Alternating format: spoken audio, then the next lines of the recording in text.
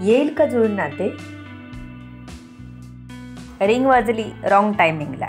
इथून पुढे नीतांना गोळ्या वेळच्या वेळी देण्याची काळजी प्रकाश घेत होते. ते आता ऑफिसला येत नव्हते. नीतांची जास्तीची काळजी घेत होते. त्यांना थोडं जास्त महत्त्व देत होते. इतके दिवस त्यांनी नीतांना कधीच महत्त्व दिलं नव्हतं. प्रेम होतं, बाकी सगळं होतं, पण नवरा म्हणून स्पेशल वागणूक कधीच दिली नाही त्यांनी. प्रत्येक गोष्टीत नीतांना फक्त गृहीत धरलं त्यांनी. म्हणजे डील झालं तर कधीच त्यांनी नीतांशी मनमोकळेपणाने शेअर केलं नाही. कोणती अडचण कधीच डिस्कस केली नाही. नीतांना सगळं मिळतंय ना, मग झालं, मग ती खुशच असणार असा गैरसमज करून घेतला होता त्यांनी. नीतांना इतके दिवस आदित्य खूप महत्त्व द्यायचा. अचानक दिव्याच्या येण्याने आदित्य बदलेल अशी भीती वाटू लागली त्यांना. त्यांच्या मनात ही इन्सिक्युरिटी वाढली, ज्याने त्या दिव्याला जास्त त्रास देत होत्या. प्रत्येकावर आपला राग काढत होत्या. त्यांना वाटणारी भीती आता रागात निघत होती. म्हणूनच डॉक्टरांनी प्रकाशना त्यांची जास्तच काळजी घ्यायला सांगितली होती. त्यांना समजून घेत, त्यांच्याकडून काही गोष्टी जाणून घेत मोकळं बोलायला सांगितलं होतं. नीता, आपण दोघंच कुठेतरी छान फिरायला जाऊ का? प्रकाशने विचारला. नीतांना ऐकून आनंद झाला, पण आज अचानक कसं काय प्रकाशना वाटलं ह्याचं आश्चर्यही वाटलं नीतांना. त्यांनी आपल्या मनातला आनंद दाखवला नाही. नीताने जास्त काही लाऊड रिॲक्शन दिली नाही त्यांना. तुला आनंद नाही का झाला? प्रकाशने विचारलं. हो झाला, नीता म्हणाली. अगं मग तो तुझ्या बोलण्यातून का दिसत नाही? प्रकाश म्हणाले. त्यांनाही त्या गोष्टीचं आश्चर्यच वाटलं होतं.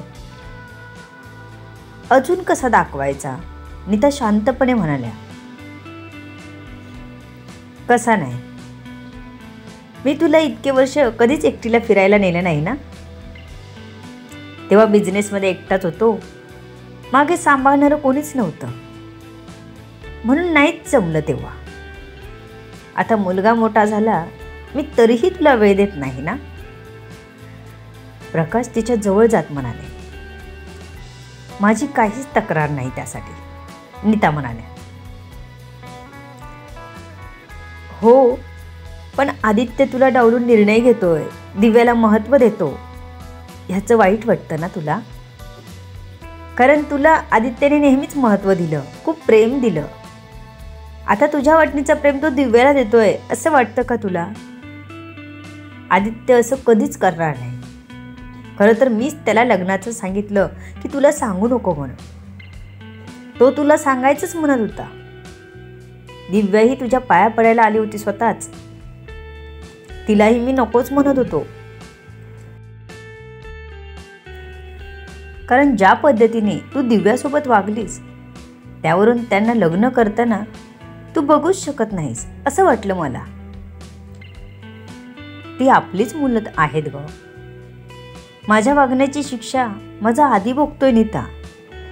यापुढे मी तुला जमेल तेवढा वेळ देईन, पण असं नको वागूस. प्रकाश तिच्या खांद्यावर हात टाकत म्हणाले. आज खूप दिवसांनी नाही, जवळजवळ 5-6 वर्षांनी प्रकाशने नीतांना असं जवळ घेतलं होतं. आणि नीता खरंच भावूक झाल्या होत्या.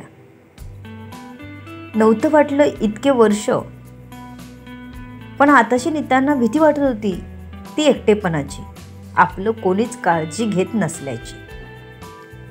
ती भीती त्यांना सारासार विचार करायला देत नव्हती.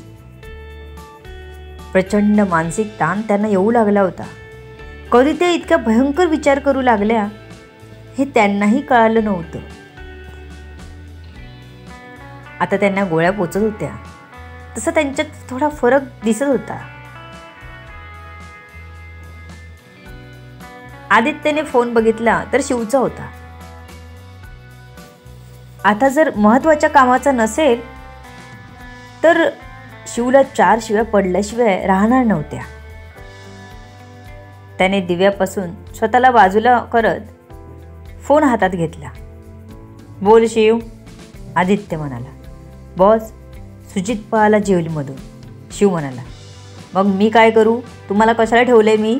त्याला शोधा, पकडा आणि माझ्याजवळ आणा. त्याला चांगलाच धडा शिकवायचा आहे मला. नाहीतर एक काम कर, त्याला उडवूनच टाक.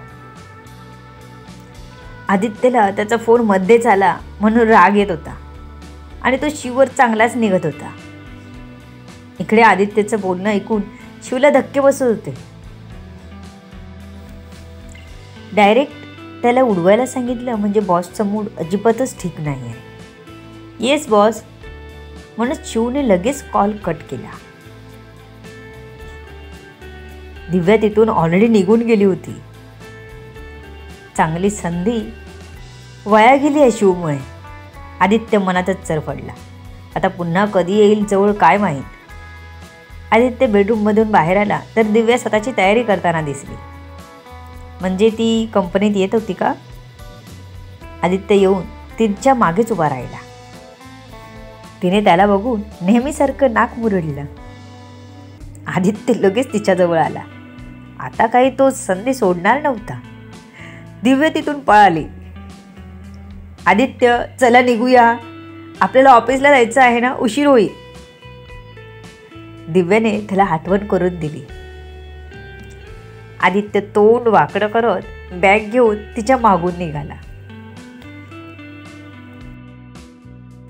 ऑफिसमध्ये पोहोचल्यावर दिव्याला बघून सगळेच अचंबित झाले. दिव्यालाही सगळ्यांच्या नजरा आपल्यावरच खेळलेल्या जाणवल्या. आदित्यने तिला खांद्यावर हात टाकून ऑफिसमध्ये नेलं. आता तुला कोणालाच घाबरायची गरज नाही. 20 दिवसाने तू फक्त माझी आहेस हे सर्व जगाला कळेल. तोपर्यंत काही कामं हातावेगळी करायची आहेत. आदित्य दिव्याला बघत म्हणाला, खरंच आपण गावी लग्न करणार? माझे आई बाबा खूप खुश होतील. दिव्या स्वप्न रंगवत म्हणाली. आदित्यने हुंकार भरला. तिच्याकडे प्रेमाने बघत होता. आज स्वप्न साकार झालं होतं त्याचं. त्याने अलगद आपल्या हाताने तिचे केस मागे सारले. दिव्याला मात्र पोटात गोळाच आल्याचं जाणवलं. आदित्य, तुम्ही तुमचं काम करा बघू. मी काय करायचं तेही सांगा, दिव्या म्हणाले. हो. आदित्य खुर्चीत बसला की दरवाजावर नॉक झाला. हां आत ये, आदित्यने आवाज दिला. असा पटकन शिव आत आला. बॉस, सुजितला पकडला. तो एअरपोर्टला जात होता, पण आपल्या माणसाने त्याला पकडला. कुठे घेऊन जायचं? परत स्मितासारखं व्हायला नको. काय असेल तो डिसिजन लगेच सांगा, शिवने एकदमच सांगितलं. दिव्या होती तिकडे, त्याचं लक्षच नव्हतं. दिव्या शिवकडे बघण्यात व्यस्त असतानाच आदित्यने कुणीनेच कॉल करून सांगतो असं कुणावलं.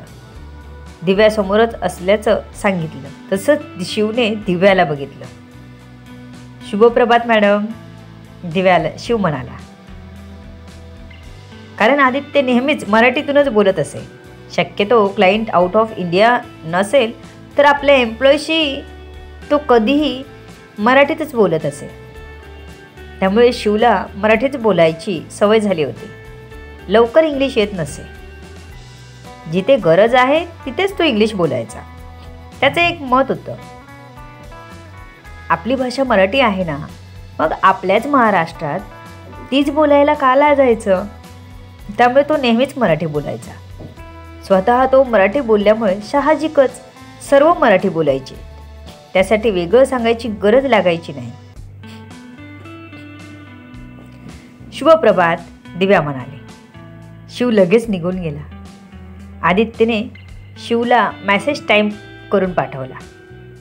शिव, त्याचा गेम करा, पण कोणाला डाऊट येता कामा नये. मी चालू असतो, पण आता दिव्या इथेच आहे. तिला डाऊट आला तर वांदे. ती काहीच करायला देणार नाही. आदित्यने मेसेज सेंड केला. शिवला तो चुकून स्मिताचं सांगितलं तेव्हाचे दिव्याचे विचार आठवले. बॉस, त्यांना चुकूनही काही बोलू नका, त्या खूप पुढचा विचार करतात. शिवने मेसेज सेंड केला. हां, मला काय ते सांग. आदित्यने मेसेज केला. ओके, शिवने रिप्लाय केला.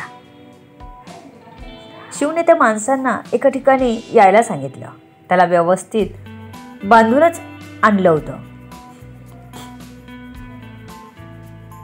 शिव स्वतः तिथेच पोचला.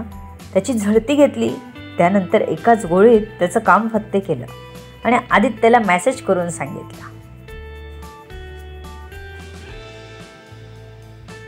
आज दिव्या ऑफिसमध्ये आल्यामुळे काम कमी आणि आदित्यचा टाइमपास जास्त झाला होता.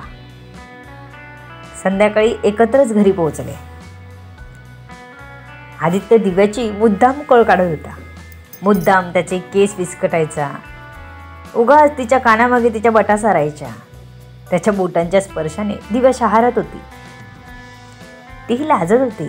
गाल पटकन गुलाबी होत होते, अगदी तिच्याही नकळत. रात्री जेवण करून आदित्य बेडरूममध्ये गेला. दिव्याची वाट बघत मोबाईलवर काहीतरी करत होता. पण दिव्या अजून काही येतच नव्हती. म्हणून तो बघायला तिला बाहेर आला.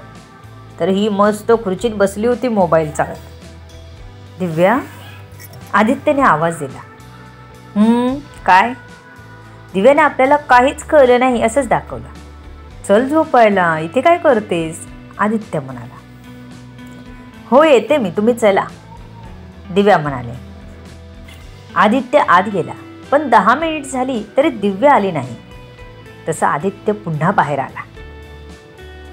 तिला कसलीच कल्पना न देता तिला आपल्या हातांवर उचलत बेडरूममध्ये घेऊन आला. दिव्याला आपण अचानक हवेत उचलले गेलो हे कळलं तेव्हा हालचाल केली तिने. पण आदित्य पुढे तिचं काहीच चाललं नाही. आदित्यने तिला बेडवर ठेवलं. Divya, I can't wait now, Aditya म्हणाला. दिव्या मात्र लाजत होती. तिला हीच तर भीती होती, म्हणून तर बेडरूममध्ये जात नव्हती ती. आदित्य, दिव्या म्हणाली. तिचा तो नाजूक आवाज आदित्यच्या कानात संगीतासारखा घुमला. त्याने तिला आपल्या जवळ घेतलं. तिच्या हृदयाची धडधड त्याला स्पष्ट ऐकू येत होती. तिच्या छातीची होणारी हालचाल त्याला जाणवत होती. आदित्यला वेडावत होती त्या छातीची लय. त्याने तिची मिठी अलगद घट्ट केली. दिव्या, मला तू पाहिजेस, खूप जास्त पाहिजेस. तुला शब्दात नाही सांगू शकत मी. एवढं जास्त प्रेम करतोय मी तुझ्यावर. आता ते प्रत्यक्षात उतरवायचं आहे. आदित्य एकदम कामुक आवाजात म्हणाला आणि त्याने आपलं तोंड तिच्या मानेत गुळवलं. तसे दिव्याच्या शरीरात शहाऱ्यावर शहारे येत होते. आदी, दिव्याही तितक्याच कामुक आवाजात म्हणाली. तिचा तो आवाज ऐकून आदित्यने आपल्या हालचालींना वेग दिला. तिचं त्याला खेटून राहणं आठवलं. तिचं ते अटॅक करणं आठवलं आणि आदित्य एकदम बेभान होत होता. तिचा सुगंध त्याला वेड लावत होता. दिव्याला मात्र स्वतःला कंट्रोल करणं कठीण झालं होतं. अजूनपर्यंतच थांबवून ठेवलेले श्वास तिने सोडले. त्याला दोन्ही हाताने कवटाळलं.